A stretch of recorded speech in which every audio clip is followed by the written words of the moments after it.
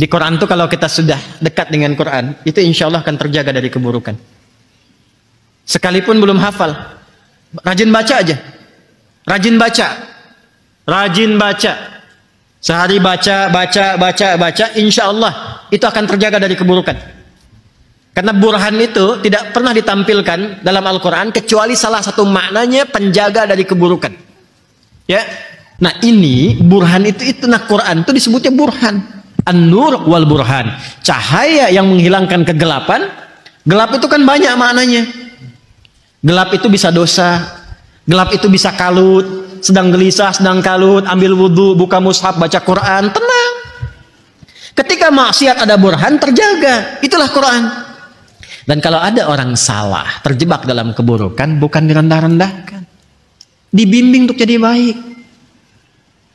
Saya kadang suka heran juga gitu ya. Memang ada orang salah, kesalahannya banyak, tapi kalau dia masih hidup, bantu dia tobat. Ya, jadi bukan kita sibuk untuk menghujat, bantu supaya bertobat. Bagaimana bertobat itu? Tobat itu kembali kepada jalan yang benar. Bantu dia menerangkan kesalahannya secara benar. Bantu dia mengakuinya dengan benar, mampu dia meniti jalan dengan benar, mampu meminta maaf dengan cara yang benar, mampu berjanji untuk mengoreksi kesalahan sehingga menjadi pribadi yang benar. Sehingga kita banyak diuntungkan. Kesalahannya terbuka, dosa-dosanya terampuni, yang kurang bisa diperbaiki, yang salah kemudian juga diperbaiki, dihukum sesuai dengan kesalahan, dan untungnya dia tobat menjadi yang baik. Terus apa untungnya dengan menjelekkan orang, menghujat orang? Apa untungnya? Tidak ada. Kesenangan, kepuasan, puas menghujat orang. Untuk apa? Kalau mau dihujat, yang dihujat itu keburukan perbuatannya, bukan orangnya. Perbuatannya yang dicela, penipuannya yang dicela. Ya? Apa lagi? Korupsinya yang dicela, judinya yang dicela, pencuriannya, pembunuhannya yang dicela. Itu yang dicela. Supaya perbuatan itu dianggap buruk. Ketika dianggap buruk, ditinggalkan.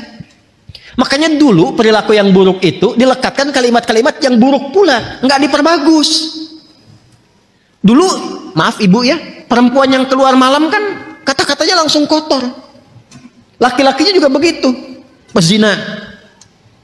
Bahkan petugas Belanda pun, ya, kalau ada orang yang berbuat zina di prajuritnya sendiri, itu dibawa ke halaman luas, dicoreng tuh, itu hidungnya pakai arang, sehingga kelihatan belang, maka disebut hidung belang. Asalnya dari situ. Baca sejarah yang betul. Ya, dicoret hidungnya disebut hidung belang. Setelah itu dirajam. Ya, dilemparin tuh semua, menunjukkan perbuatan ini kotor. Dulu tuh masih seperti itu. Sekarang dibagusin. Kupu-kupu malam. Koruptor. Udah sebut maling. Ya kan? Ya, pencuri misalnya, kan? Jangan dihalus-halusin. Pezina, sebut pezina. Udah, jangan dibagus-bagusin. Transgender ini aku nggak usah. Dan kita doakan, bimbing, doakan. Tapi jangan dibikin bagus. Ya Allah, semoga Allah ampuni kita semua ya. Ya. Kalau ngaji aja, nggak usah nyindir-nyindir orang lain, ya. Nah, tapi kalau tersindir atau merasa, ya, maka diperbaiki. Ya, saya pernah sebut nama tidak? Nah. Tidak. Dan memang tidak perlu menyebut nama, karena memang bukan ditujukan untuk nama-nama tertentu. Kita tuh kalau berdakwah, dakwah saja, sampaikan risalah. Kalau memang ada yang merasakan itu hadir dalam dirinya, kalau baik pertahankan, kalau kurang baik perbaiki. Kalau tetap tidak baik, bantu oleh kita dengan doa supaya jadi baik. Paham sampai sini? Oke, baik.